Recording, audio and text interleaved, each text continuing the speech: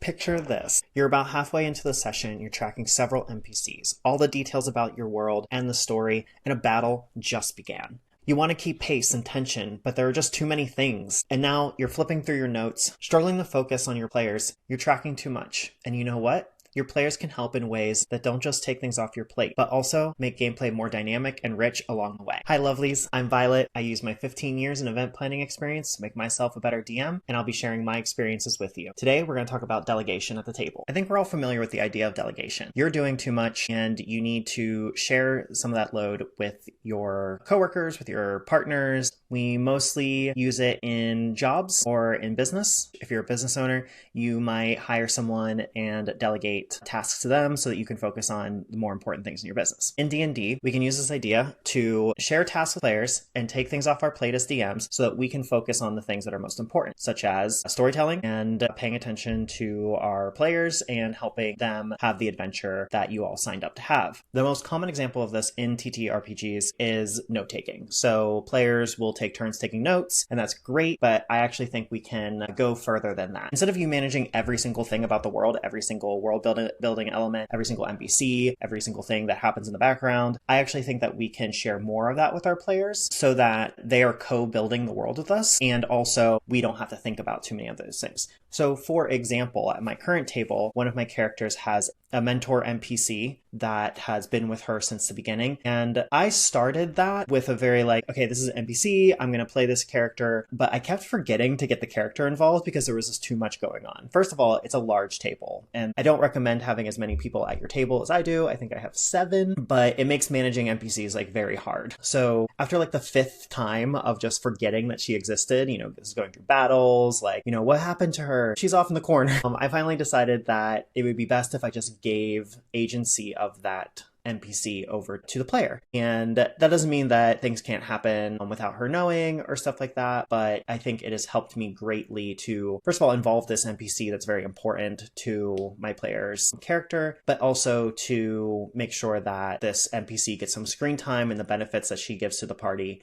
actually gets used, and lets my players develop their own relationship with that character. Your NPCs don't need to always be under your thumb. Give your NPCs to your players, and I should talk about that more in another video on how to actually do that, what might work. I've been kind of working on some things myself to create a good system for that. I think giving a character relevant NPC over to a player, I think is totally fine and gives you one less thing to worry about. Another thing that I have started handing off to my players is actually initiative, and I did this actually pretty recently for the first time. Players have helped me kind of remember initiative order here and there, especially if things are going fast, but actually in my last game, I fully handed off initiative to another player, and this might be my favorite thing I've ever done in D&D. Giving initiative, giving the order of combat to a player. The only thing I need to worry about now is when my enemies are attacking, and that's only a surprise once. So I end up rolling my own initiative. All the players roll their initiative. The person tracking initiative will, put everything in order. And then I just ask them to kind of read back as the turns go which number initiative is. They read back the initiative order. And let's say that the next lineup in the initiative is someone who rolled a 13. And then one of my enemies is someone who rolled a 14. Then I'll go, okay, well, before so-and-so attacks, before that person attacks, this goblin is actually going to attack. And then she just writes in the initiative order, and that's it. That has been huge for me. And again, I think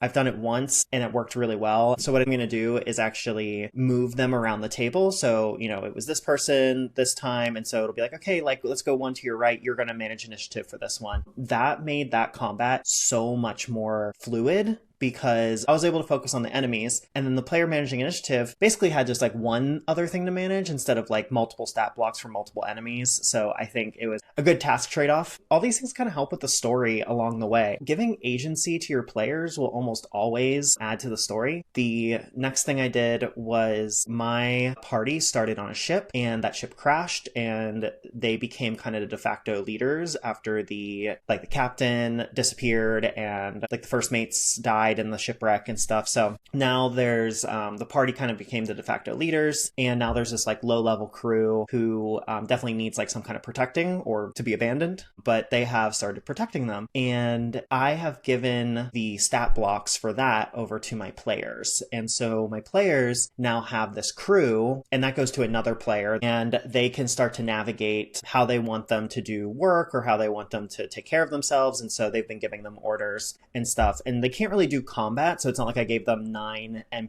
combatant NPCs to deal with. And again, I think this really works. Also, with the new 2024 rules, they don't know this yet, so spoilers to my party if they're watching this, but this actually, and maybe I'll get into this more in another video, this crew is the beginnings of the people who manned their bastion. If you've looked into bastion rules for 2024, basically it's their home base and everything, and this crew, who they're building a relationship with now, will be the first people who man their bastion when they actually settle somewhere, which I actually think is great. It's already hard enough to kind of be like, okay, you have these like minions who are at your bastion and stuff, and I really wanted to use the bastion rules. I think they're cool. I think they're great for world building, but figuring out how they work mechanically and how they play into the game, like having them have kind of an attachment to these characters who are going to be there taking bastion turns and stuff, I think is really important. And I wouldn't be able to manage 9 NPCs with like 2 hit points. They would just all die. Giving it to them kind of ups the stakes, be like, here's 9 people to protect and to take care of, but then once you get to a certain place, you will actually be able to benefit from them. And so it becomes kind of this like, okay, like if you didn't take care of, you didn't get food for your NPCs, like they're gonna die. I guess it's kind of Tamagotchi-like, but I like it. And later they'll benefit you. So right now they have 9. They've gone down from just over a dozen after the shipwreck. And it's kind of a race against the clock to see like who will survive ultimately before they find safety and stuff. So giving them the responsibility of those NPCs and giving certain players responsibilities over tracking initiative and other world elements has been really helpful. The last tip I have is actually kind of a fun one. Well, I think they're all fun. I saw this actually in Dimension 20 in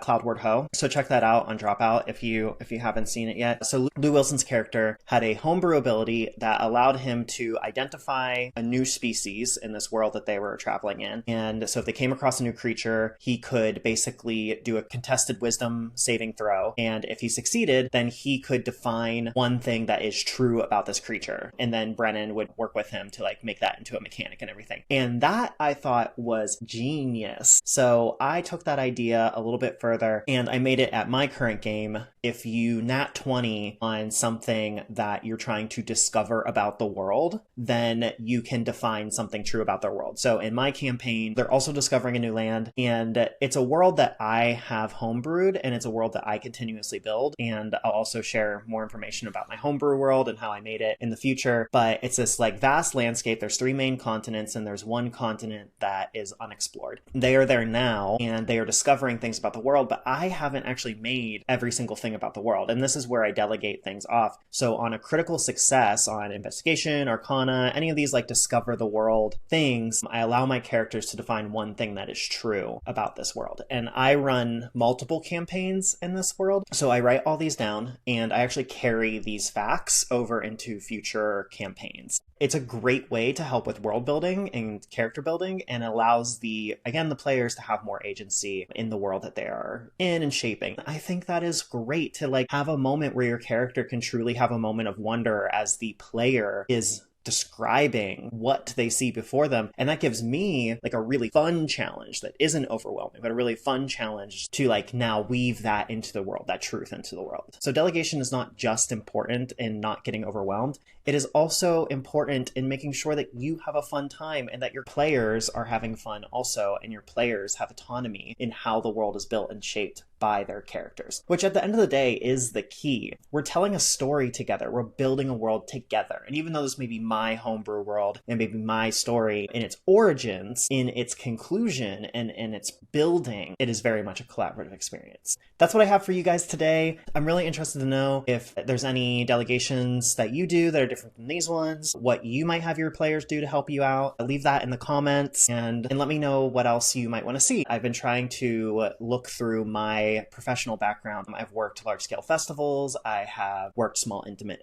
gatherings. I've been trying to find those little nuggets of like, oh, I could use this in a campaign, or oh, I could make a better experience by using this tip. So I'm really excited to share more of that crossover. I think that's really exciting for me to take my career and to turn it into something fun, something that I get to use to play. So very interested in your guys' feedback. Also, if you're watching this, you probably already know, I am planning Cantrips and Cabins, a cozy TTRPG retreat for fall 2026, and I'll put links for it. It's a link in bio, a link in the description. I'll put links everywhere, but that will be a very exciting experience coming fall 2026, and you have to join the email list to get the best prices. So if you're interested in a cozy cabin retreat where we play D&D, then you can head over to my email list, sign up, and then I will shoot you a message to get the best early bird prices that I have for you guys. All right, that is it. Thank you so much, and I'll see you at the next one. Bye. Oh man, the sun's really moving.